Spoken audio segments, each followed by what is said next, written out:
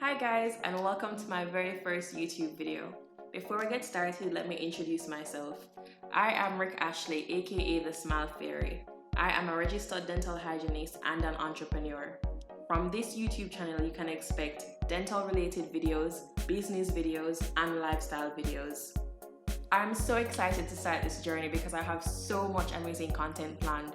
So that means you should definitely subscribe and hit the post notification bell so you can stay up to date with all the amazing content that I have planned. As you can see by the title, today I have a little story time for you. So without further ado, let's get into the video. So I was working at this dental office in July of 2019. It was basically my first job as a dental hygienist. I was super excited. So I was at work one Tuesday and I ended up assisting a dentist who was there on a procedure. So he used a needle and then midway through the procedure, he asked me to change the needle. So I went about doing this without much thought because it was something that I always did. I'm used to working with needles. So I went over and I took the needle up and I was screwing the needle off of the syringe. The needle cap flies off and the needle goes straight into my finger. I froze. I was so frightened. I could not believe what had just happened. So I looked down on my finger and it was bleeding. I could not begin to understand what had just happened. So I'm there and I gather my thoughts and I let the dentist know what just happened, and I went straight to the sink to wash my hand with soap and water. So I'm there and I'm freaking out because I know what needs to happen next. So for those who don't know, when you're stuck with a needle and you are unsure of the health status of the patient that needle was used on, you have to go through PEP, post-exposure prophylactic.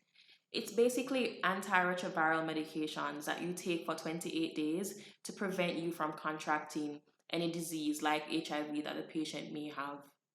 So I had seen firsthand the negative effects that this medication had on people, and to know that I would have to go through this, it really broke my heart. So I finished washing my hand and I called the head dentist to let her know what had happened, and I also called my general practitioner, my doctor, to confirm protocol. What should I do next? So he basically said, get to the hospital as soon as you can.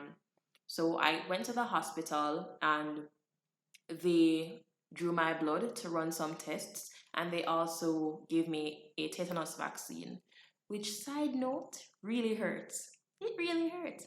So, anyways, I go in with the doctor and she took an account of exactly what's happened with the exposure, and she wrote me a prescription for PEP. And she was very forward. She explained to me that I would feel terrible, awful for the next 28 days. And I appreciated how honest she was with me, even though I already knew what was coming. So I got up the next day and I went to the pharmacy closest to me to get the medication. Turns out I did not have it, and the closest pharmacy that had it was over 30 minutes away. So, I made my way there and I got the medication and I headed to work. Went to work and I took the first pill and went about my day. I felt pretty normal throughout the whole day. Nothing changed, which was good. I was feeling very positive and very optimistic. So I went home and I took the second pill and I didn't feel any different. So I was thinking maybe, hey, it won't be as bad as I thought it would, or how the doctor made it seem. So that changed. All of that changed when I woke up the next morning. I felt so awful. I had the worst headache ever and I was so nauseous. My ears were ringing because of how bad the headache was. And believe it or not, I think the side effects got worse every single day. Like each day I felt less like myself. In addition to the nausea, the dizziness, the headaches, I also had fatigue, vomiting, diarrhea. Yeah, the whole works. I was not happy. Luckily, I only had to go to work for the first 2 weeks of me taking the medications because I was only temping at the dental office. And even though it was just 2 weeks, it was so difficult to find the energy to get up and go to work every day. And it was even harder to find the optimism and the positivity that I needed to deal with my coworkers and the patients that were there. After I finished, the other 2 weeks, I did not leave the house basically. I was a potato in my room, on my bed, watching Netflix, being sad, depressed, miserable, everything you can think about. I was just so upset because I could not believe that this happened to me. Like, how did I let this happen to me? I definitely have never experienced something like that in my entire life. It was the longest and hardest 4 weeks that I've ever experienced. And even after the medication was finished, I still didn't feel like myself. It was kind of still in my system somehow. I still felt groggy and just not like myself for at least a week and a half, 2 weeks after I stopped taking the medication.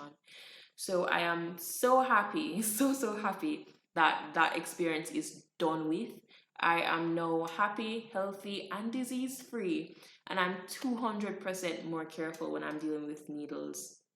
To all my dental hygiene students, dental hygienists, any medical professional watching this who has to work with needles, just be super careful. Even when you've thought, I might have mastered this, I'm a pro, still slow down and be careful because it's an experience I would not wish on anyone. It was so horrible. And if you are stuck with a needle, don't be embarrassed and don't feel incompetent. Accidents do happen. The important thing is that you report it to whomever you need to report it to and that you follow protocol. So that is it for my first YouTube video, guys. Thank you so much for watching till the end.